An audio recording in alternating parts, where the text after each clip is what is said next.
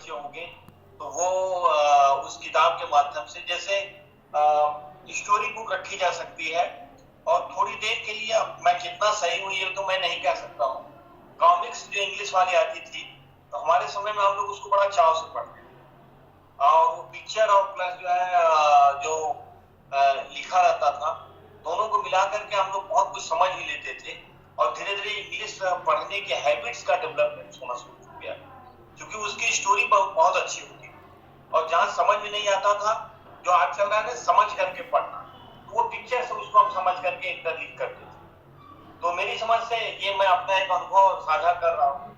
अब ये कितना प्रभावी होगा वर्तमान परिदृश्य में, परिवेश में, ये तो जो धरातल पे काम कर रहे हैं वही समझ पाएंगे। लेकिन मेरा एक सुझाव यह है कि थोड़ा कुछ story books with picture, comics हो तो कॉमिक्स, नहीं तो कुछ और भी, कुछ जैसे बच्चों की कहानियां होती हैं, बच्चे पढ़ रहे हैं एनिमल्स की या किसी चीज की, तो वहां पर उनके साथ में इन मुखौटों को हम इस तरह से इसको हमने यूज किया। और इसके साथ साथ मैं, क्योंकि किताबें जो है हमारे पास कम थी, तो मैं स्पेशली छोटे बच्चों के लिए यहाँ TLC से, अजीम प्रेमजी फाउंडेशन की, यहाँ से मैं कुछ बिग बुक लेकर के गई। जो कुछ किताबें होती हैं वो नॉर्मल साइज से कुछ 4 या 5 गुना बड़ी किताबें होती हैं, तो उन किताबों को छोटे बच्चों के साथ मैंने खुद बैठ करके हम बच्चों के साथ पढ़ना। और क्योंकि वो किताबें जो होती हैं उसमें चित्र इतने ज्यादा होते हैं कि चित्र खुद ही कहानियां बता रहे होते हैं, वहां पढ़ना इतना इम्पोर्टेंट नहीं होता, वहां पर वो जो एक बच्चे पिक्चर्स को एंजॉय करते हैं और अपनी कहानियां बनाते हैं। तो उन किताबों से हमने शुरुआत करी छोटे बच्चों के साथ, क्योंकि हमारे यहाँ छोटे बच्चे ज्यादा थे, बड़े बच्चे कम थे, क्योंकि जैसे मैंने आपको बताया कि नया स्कूल खुला था तो छोटे बच्चे ज्यादा थे। तो उसके बाद धीरे धीरे बच्चों का इंटरेस्ट जो है पढ़ने में होने लगा। तो इसके बाद कुछ चीजें ऐसी आती हैं कि रीडिंग कॉर्नर में हम क्या करें और क्या ना करें।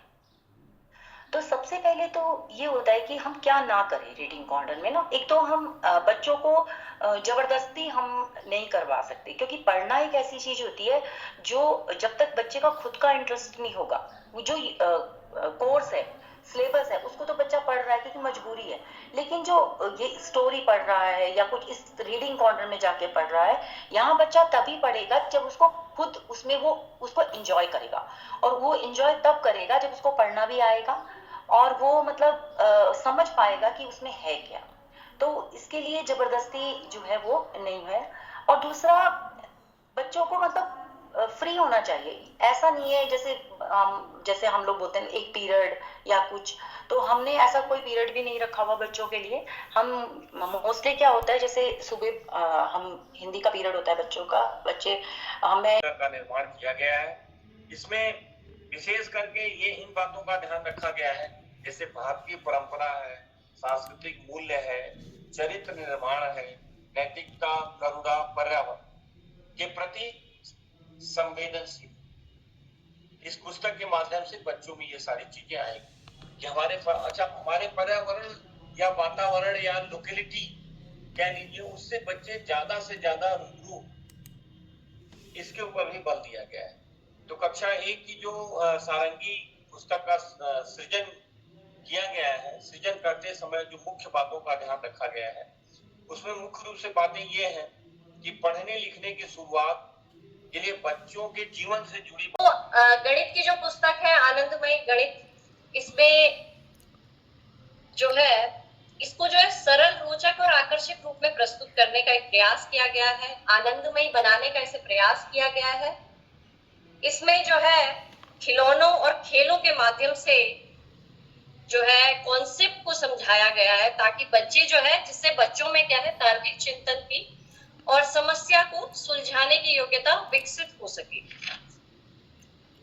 क्योंकि हम ये मान के चलते हैं कि जो कक्षा 1 में जो हमारे पास जो बच्चा एडमिशन ले रहा है, उसमें उसका जो है 3 साल का बाल बाटिका का अनुभव है, और लेकिन फिर भी हमारे पास कई बच्चे कक्षा 1 में ऐसे आते हैं जिनको जो है संख्यात्मक ज्ञान नहीं होता है।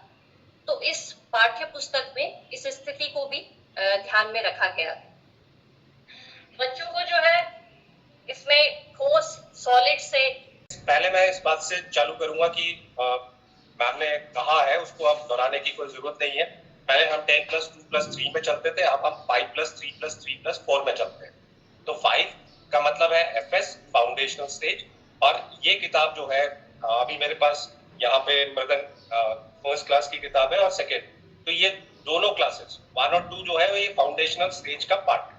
अच्छा, पहली बात ये।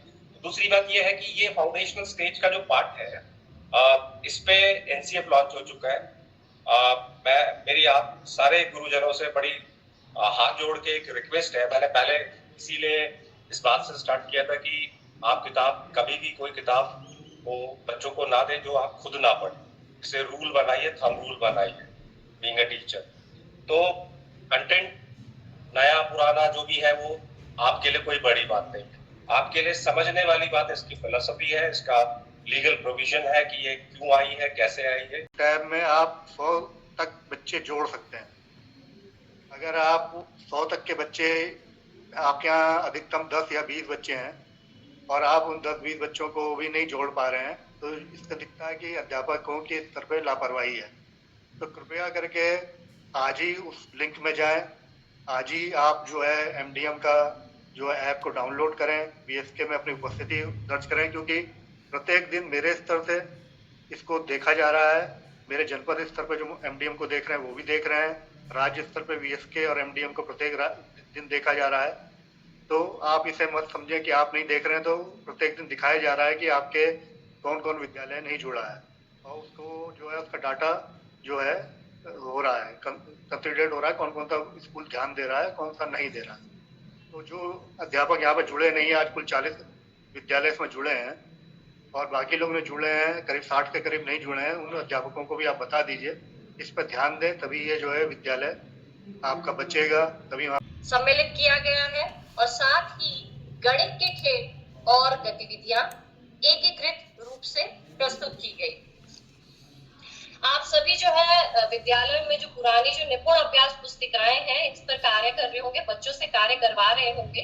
तो इन अभी जो है अभी नई ये निपुण अभ्यास पुस्तिकाएं नहीं आई हैं, तो जो आप इन वर्क बुक्स पे काम करवा दो, इसको जो है बुक से जोड़कर बच्चों से काम करवाएं, देख कर लिखवाएं, संख्या पहचानना, आकृति की पहचान करना, खोजबीन के लिए हम प्रोत्साहित करें बच्चों को। आसपास जितनी चीजें हैं, आसपास जो हमारे परिवेश में, जो बच्चों के परिवेश में जो चीजें हैं, उनकी मदद से बच्चों को क्या है खोज के लिए प्रोत्साहित करें।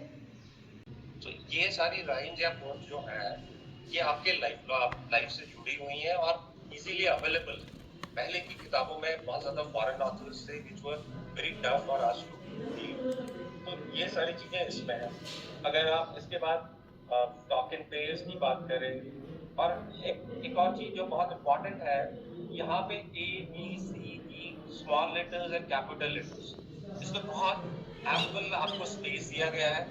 और ये पहले बहुत कंप्लेंट्स आती थी कि सर ये इन बच्चों को अभी ABCD पढ़ना नहीं आता, लिखना नहीं आता, हम कैसे इनको इस चीज को डील करें। तो शायद उन सारी बातों को इस किताब ने एड्रेस किया है।